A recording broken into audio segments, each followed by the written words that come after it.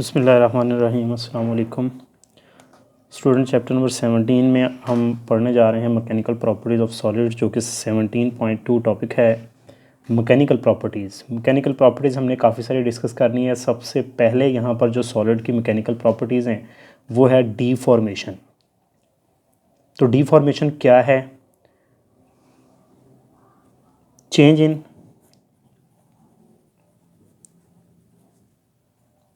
Length, volume या shape. किसी भी सॉलिड की लेंथ तब्दील हो जाए या वॉल्यूम चेंज हो जाए या शेप चेंज हो जाए। कब? जब हम उसके ऊपर कोई एक्सटर्नल फोर्स अप्लाई करें। ये शर्त है कि जब भी किसी सॉलिड पर, किसी ऑब्जेक्ट पर हम एक्सटर्नल फोर्स अप्लाई करें और एक्सटर्नल फोर्स अप्लाई करने से उसकी लेंथ या वॉल्यूम या शेप जो है वो तब्दील हो जाए, तो इस चीज़ को हम कहते हैं डीफॉर्मेशन। यानी उस बॉडी में क्या चीज़ प्रोड्यूस हुई? डीफॉर्मेशन। चाहे लेंथ चेंज हुई है, चाहे वॉल्यूम चेंज हुआ है, चाहे शेप चेंज हुई है, तो हम कहेंगे कि उसमें क्या प्रोड्यूस हुआ है? डीफॉर्मेशन। दो एग्जांपल्स के साथ समझते हैं। फर्स्ट किया कि रबड़ बॉल है, ये सॉफ्ट सा रबड़ बॉल है, छोटा सा बच्चों का जो होता है। इसको अगर हम अपने हाथ में पकड़कर और हथेली के मदद से इसको जो है वो इस तरह से पकड़ के और इसको स्क्वीज़ करें, दबा दें, तो जब हम इसको दबाएंगे इस तरह से, जब फोर्स लगाएंगे, तो हमें पता है कि वो उसकी शेप क्या हो जाएगी? थोड़ी सी चेंज, वो कंप्रेस हो जाएगा, शेप उसकी चेंज हो जाएगी। तो वॉल्यूम या शेप उसकी जो है वो क्या होगी? चेंज होगी। जब हमने उसको पकड़ के स्क्वीज़ किया, दबाया हाथ में पकड़ के, तो उसकी शक्ल या उसका वॉल्यूम थोड़ा सा चेंज हो गया। तो इस चीज़ को हम कहते हैं डीफॉर्मेशन। यानी उसमें क्या चीज़ प्रोड्यूस हुई? डीफॉर्मेशन।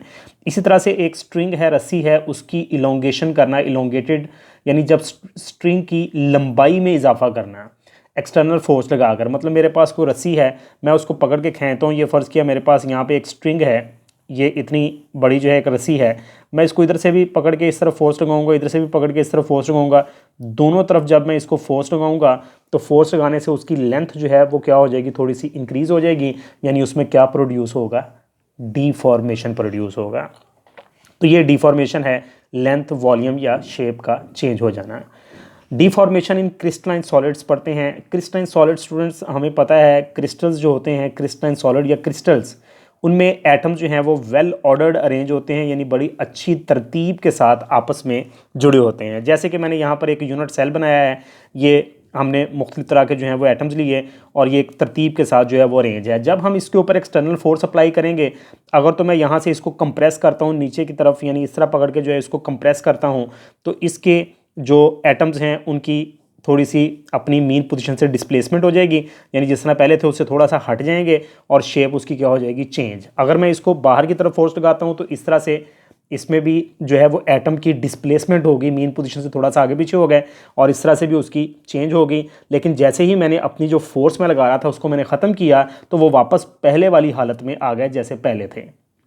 लिहाजा इस चीज़ को इलास्टिसिटी कहते हैं कि जब हम किसी चीज़ के ऊपर एक्सटर्नल फोर्स ख़त्म करें और वो वापस अपनी असल लेंथ, वॉल्यूम या शेप में आ जाए, तो इस प्रॉपर्टी को हम कहते हैं इलास्टिसिटी। यानी कि property of a body to regain original shape, volume या length after removing the external force. यानी बैरूनी फोर्स ख़त्म करने के बाद उसका अपनी असल लेंथ, वॉल्यूम या शेप में वापस आ जाना, रीगेन करना, दोबारा वो असल चीज़ हासिल कर लेना, इस अमल को हम इलास्टिसिटी कहते हैं, यानी लचक कहते हैं।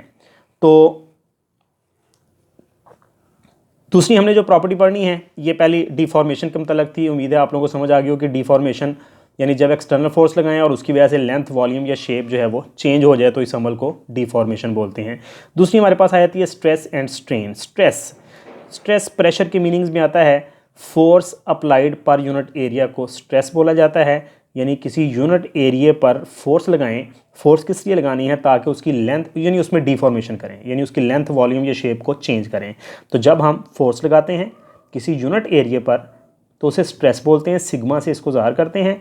तो force applied per unit area, for what purpose force लगानी है? To produce any change in length, volume या शेप, इस चीज़ को स्ट्रेस कहते हैं। और इसका जो एसआई यूनिट है वो यहाँ से बनाते हैं, फोर्स का न्यूटन है और एरिया का मीटर स्क्वायर, तो न्यूटन पर मीटर स्क्वायर या सिंपली पास्कल इसका एसआई यूनिट है।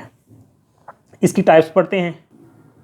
तो स्ट्रेस की जो है वो 3 टाइप्स हैं, टेंसाइल स्ट्रेस, वॉल्यूमेट्रिक स्ट्रेस या शेयर स्ट्रेस। अगर स्ट्रेस जो है वो किसी भी ऑब्जेक्ट की लेंथ को चेंज करे तो इस स्ट्रेस को हम कहते हैं टेंसाइल स्ट्रेस। अगर स्ट्रेस जो है वो किसी भी ऑब्जेक्ट के वॉल्यूम को चेंज करे, इस स्ट्रेस को हम वॉल्यूमेट्रिक स्ट्रेस कहते हैं। और अगर कोई स्ट्रेस जो है किसी भी ऑब्जेक्ट की शेप को चेंज करे तो इसे हम शेयर स्ट्रेस बोलते हैं। तो ये था छोटा सा स्ट्रेस के बारे में। अब स्ट्रेन आ गया। स्ट्रेस एंड स्ट्रेन थी दूसरी हमारी जो प्रॉपर्टी, मैकेनिकल प्रॉपर्टी। तो मेजरमेंट ऑफ डीफॉर्मेशन, मतलब जब हम स्ट्रेस अप्लाई करते हैं तो लेंथ चेंज होती है या वॉल्यूम चेंज होता है या शेप चेंज होती है, तो इस चीज़ की मेजरमेंट को हम क्या बोलते हैं? स्ट्रेन। तो it is the measurement of deformation in the body. किसी जिस्म में डीफॉर्मेशन की पैमाइश यानी उसकी मेजरमेंट को हम स्ट्रेन कहते हैं। तो स्ट्रेन भी स्ट्रेस की तरह से 3 टाइप की है। टेंसाइल स्ट्रेन आ जाती है सबसे पहले। Tensile strain the ratio of change in length to original length, यानी चेंज इन लेंथ को ओरिजिनल लेंथ से डिवाइड करें, इन दोनों की रेशो को हम कहते हैं टेंसाइल स्ट्रेन। और एप्सिलॉन से इसको जो है वो रिप्रेजेंट किया जाता है टेंसाइल स्ट्रेन को। Delta L divided by L, यानी लेंथ में change divided by original length, ये इन दोनों की रेशो को टेंसाइल स्ट्रेन बोलते हैं। टेंसाइल स्ट्रेन किसकी वजह से होती है? Due to tensile stress. Volumetric strain इसे बीटा से ज़ाहिर करते हैं, change in volume divided by original volume, यानी वॉल्यूम में तब्दीली और असल वॉल्यूम की जो रेशो है, निस्बत है, इसे वॉल्यूमेट्रिक स्ट्रेन कहते हैं। बीटा से ज़ाहिर करते हैं और volumetric strain is due to volumetric stress.